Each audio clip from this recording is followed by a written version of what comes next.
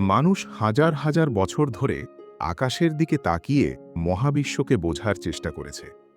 কিন্তু আমার কাছে মনে হয় সবচেয়ে রহস্যময় জায়গাটা হয়তো আমাদের মাথার ভেতরেই, আমাদের স্মৃতি, আমাদের মন আর আমাদের চেতনা। এই অডিও বুকটা এই রহস্যের কোনো চূড়ান্ত ব্যাখ্যা নয়। এখানে যে প্রশ্নগুলো, ভাবনাগুলো আর ব্যাখ্যাগুলো শেয়ার করছি, সেগুলো বিজ্ঞান, দর্শন আর আমার নিজের জানার চেষ্টার উপর ভিত্তি করে সাজানো। কিছু বিষয়ে বিজ্ঞানের পরিষ্কার ধারণা আছে, আবার কিছু প্রশ্নের উত্তর আজও অজানা। তাই এই আলোচনার উদ্দেশ্য কোনো বিশ্বাস প্রতিষ্ঠা করা নয়, বরং একসঙ্গে কিছু প্রশ্ন নিয়ে ভাবা। হয়তো এমন কিছু প্রশ্ন যেগুলো আমরা সবাই জীবনের কোনো না কোনো সময়ে নিজেদের করেছি। চলুন শুরু করা যাক। ছোটবেলা থেকেই কিছু প্রশ্ন আমাকে অদ্ভুতভাবে টানত। আমি কে? আমার স্মৃতি আসলে কোথায় থাকে? মন কি শুধু ব্রেনের আরেকটা নাম, নাকি এটা সম্পূর্ণ আলাদা কিছু? মৃত্যুর পর আমাদের মন বা স্মৃতির কি হয়? আর জন্মের আগে এগুলো কোথায় ছিল? মজার ব্যাপার হলো, বয়স বাড়ার সঙ্গে সঙ্গে এই প্রশ্নগুলো হারিয়ে যায়নি, বরং আরও গভীর হয়েছে। নিউরোসায়েন্স, মনোবিজ্ঞান, দর্শন আর চেতনা নিয়ে কৌতূহল থেকে বিভিন্ন সময়ে পড়েছি, খোঁজ করেছি, জানার চেষ্টা করেছি।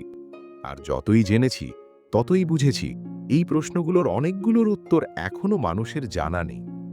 সম্ভবত এ কারণেই এগুলো এত আকর্ষণীয়। আজ আমি কোনো চূড়ান্ত সিদ্ধান্ত দিতে আসিনি, আপনাকেও কোনো কিছু বিশ্বাস করাতে চাই না। আমি শুধু আমার জানার পথটুকু আপনার সঙ্গে শেয়ার করতে চাই। তাহলে স্মৃতি কোথায় থাকে? শুনতে প্রশ্নটা খুব সহজ, কিন্তু উত্তরটা অবিশ্বাস্য রকম জটিল। একসময় আমি ভাবতাম ব্রেনের কোথাও নিশ্চয়ই একটা নির্দিষ্ট জায়গা আছে যেখানে আমাদের জীবনের প্রতিটি স্মৃতি জমা থাকে, অনেকটা বিশাল একটা লাইব্রেরির মতো। প্রয়োজন হলেই ব্রেন সেখানে গিয়ে সেই স্মৃতিটা বের করে আনে। কিন্তু বর্তমান বিজ্ঞান বলছে বিষয়টা আসলে এমন নয়। আজ পর্যন্ত এমন কোনো নির্দিষ্ট জায়গা খুঁজে পাওয়া যায়নি যেখানে গিয়ে বলা যাবে, এই যে এখানেই তোমার শৈশবের স্মৃতি রাখা আছে। বর্তমান রিসার্চ বলছে একটি স্মৃতি সাধারণত কোনো একটি মাত্র নিউরনের মধ্যে থাকে না, বরং অসংখ্য নিউরনের সংযোগ বা নেটওয়ার্কের মধ্যে ছড়িয়ে থাকে। যখন আমরা কোনো ঘটনা মনে করি, তখন সেই নেটওয়ার্ক আবার সক্রিয় হয়ে ওঠে। অর্থাৎ স্মৃতি আসলে কোনো ফাইল নয়, কোনো বস্তু নয়, এটা একটা চলমান প্রসেস। তাহলে ব্রেন কি স্মৃতি জমা রাখে? এর উত্তর হলো হ্যাঁ, কিন্তু ঠিক আমাদের ফোন বা কম্পিউটারের মতো নয়। আমরা প্রায়ই ব্রেনকে কম্পিউটারের সঙ্গে তুলনা করি। তুলনাটা পুরোপুরি ভুলও নয়, কিন্তু এর বড় একটা সীমাবদ্ধতা আছে। কম্পিউটারে একটা ছবি বা একটা ফাইল যেমন বছরের পর বছর একইভাবে পড়ে থাকতে পারে, মানুষের স্মৃতি ঠিক তেমন নয়। তাই ব্রেনকে শুধু একটা স্টোরেজ ডিভাইস ভাবলে ভুল হবে।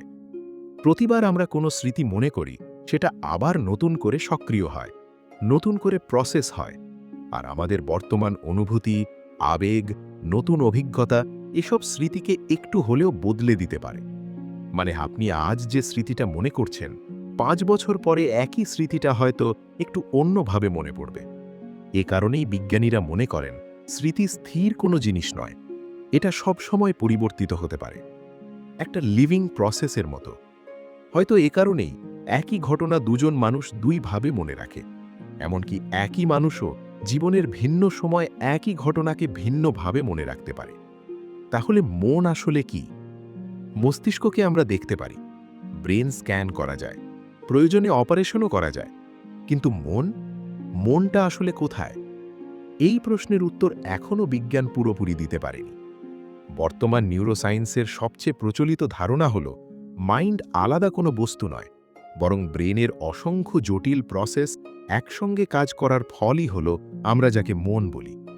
আমরা যখন চিন্তা করি, কাউকে ভালোবাসি, ভয় পাই, সিদ্ধান্ত নিই, কিংবা ভবিষ্যৎ নিয়ে কল্পনা করি, এসবই ব্রেনের বিভিন্ন অংশের একসঙ্গে কাজ করার প্রকাশ। এ পর্যন্ত বিজ্ঞান বেশ আত্মবিশ্বাসের সঙ্গেই এগোতে পারে, কিন্তু ঠিক এখানেই শুরু হয় দর্শনের সবচেয়ে বড় প্রশ্ন।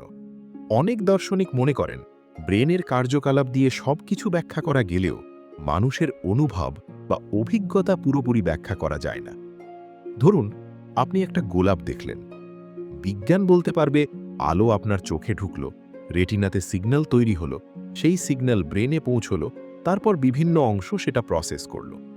কিন্তু লাল রংটা আপনার কাছে যেমন অনুভূত হয়, ঠিক সেই অনুভূতিটা কেন হয়? অথবা ভালোবাসা অনুভব করা কেমন লাগে, ব্যথা পাওয়া কেমন লাগে, সুখ অনুভব করা কেমন লাগে? এই ব্যক্তিগত অনুভূতির অভিজ্ঞতাকেই দর্শনে বলা হয় সাবজেক্টিভ এক্সপিরিয়েন্স।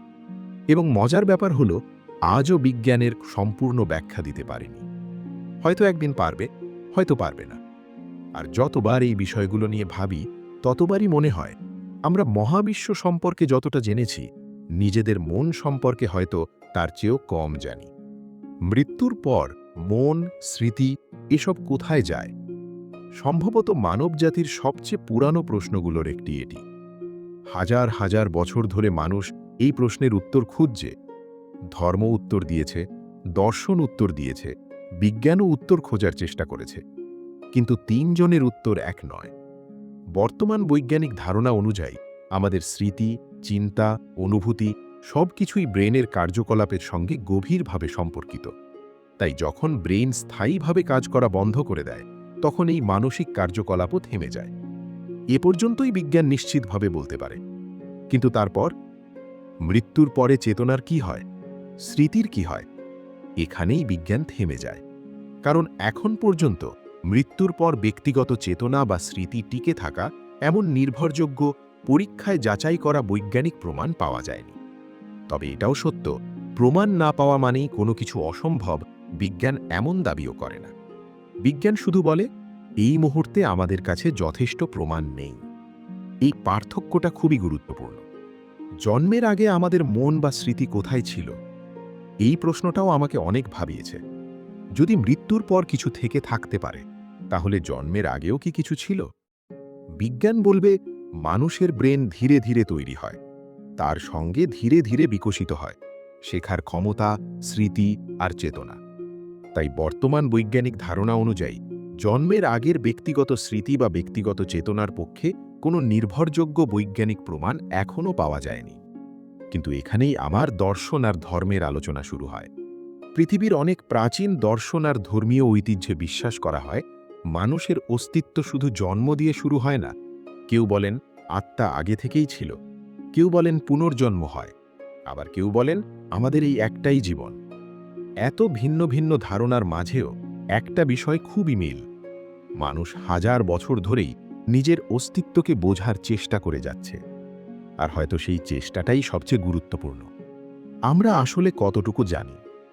বিজ্ঞান আমাকে সবচেয়ে গুরুত্বপূর্ণ একটা জিনিস শেখালো: জ্ঞান যত বাড়ে, ততই বুঝতে পারি আমরা আসলে কত কম জানি। একসময় বিজ্ঞানীরা ভাবতেন মানুষের ব্রেন সম্পর্কে আমরা প্রায় সবকিছুই জেনে ফেলেছি। কিন্তু আজ যত রিসার্চ এগোচ্ছে, ততই নতুন নতুন প্রশ্ন সামনে চলে আসছে। আমরা এখন জানি ব্রেনে প্রায় 88 বিলিয়ন নিউরন আছে। জানি এগুলো একে অপরের সঙ্গে যোগাযোগ করে। জানি স্মৃতি তৈরি হয়, বদলাতে পারে, আবার হারিয়েও যেতে পারে। কিন্তু চেতনা আসলে কি? আমি হওয়ার অনুভূতি কোথা থেকে আসে? ব্রেনের কোটি কোটি নিউরনের কার্যকলাপ কিভাবে প্রথম ব্যক্তির অভিজ্ঞতায় রূপ নেয়? এসব প্রশ্নের উত্তর এখনও পুরোপুরি জানা নেই। আর হয়তো এটাই বিজ্ঞানের সবচেয়ে সুন্দর দিক। বিজ্ঞান সব প্রশ্নের উত্তর জানে এমন দাবি করে না, বরং যখন কোনো প্রশ্নের উত্তর জানা থাকে না, তখন সেটাকে স্বীকার করার সাহসী বিজ্ঞানকে আরও এগিয়ে নিয়ে যায়। হয়তো এ কারণেই সক্রেটিস বলেছিলেন, "the only true wisdom is in knowing you know nothing." এই কথার সৌন্দর্য আমার কাছে এখানেই। এটা জ্ঞানকে ছোট করে না, বরং কৌতূহলকে আরও বড় করে। কারণ আমরা যখন ভাবি আমি সব জানি, তখন শেখা বন্ধ হয়ে যায়। আর যখন বলি আমি এখনো শিখছি, তখনই নতুন জানার দরজা খুলে যায়। শেষ করার আগে, এই আলোচনার কোনো চূড়ান্ত উপসংহার নেই, ইচ্ছে করেই নেই, কারণ প্রশ্নগুলো এখনো শেষ হয়ে যায়নি। স্মৃতি আসলে কোথায় থাকে? মন কি শুধু ব্রেনের আরেকটা নাম, নাকি এর বাইরেও কিছু আছে? মৃত্যুর পরে চেতনার কি হয়? জন্মের আগে কি আমাদের কোনো অস্তিত্ব ছিল? হয়তো একদিন মানুষ এসব প্রশ্নের উত্তর খুঁজে পাবে, হয়তো কোনোদিনই পাবে না। কিন্তু আমার কাছে সবচেয়ে গুরুত্বপূর্ণ বিষয় উত্তর খুঁজে পাওয়া নয়, সবচেয়ে গুরুত্বপূর্ণ হল প্রশ্ন করার সাহস। কারণ প্রতিটি বড় আবিষ্কার শুরু হয়েছে একটা প্রশ্ন থেকে, প্রতিটি নতুন জ্ঞান শুরু হয়েছে কেন থেকে, আর মানুষের নিজের দিকে তাকানোর যাত্রা শুরু হয় আরেকটা প্রশ্ন দিয়ে। একটা খুব সাধারণ প্রশ্ন, কিন্তু হয়তো সবচেয়ে গভীর প্রশ্ন। আমি আসলে কে? হয়তো এই প্রশ্নের উত্তর খুঁজতেই মানুষ হাজার বছর ধরে বিজ্ঞান তৈরি করেছে, দর্শন সৃষ্টি করেছে, ধর্মের জন্ম দিয়েছে, আর এখনও একই আকাশের নিচে দাঁড়িয়ে একই প্রশ্নটা করে যাচ্ছে, আমি আসলে কে? হয়তো উত্তরটাই সবচেয়ে গুরুত্বপূর্ণ নয়, হয়তো সবচেয়ে গুরুত্বপূর্ণ হল প্রশ্নটা জাগিয়ে রাখা। কারণ প্রশ্ন বেঁচে থাকলেই জ্ঞানও বেঁচে থাকে, কৌতূহলও বেঁচে থাকে, আর মানুষও সামনে এগিয়ে যায়। ধন্যবাদ।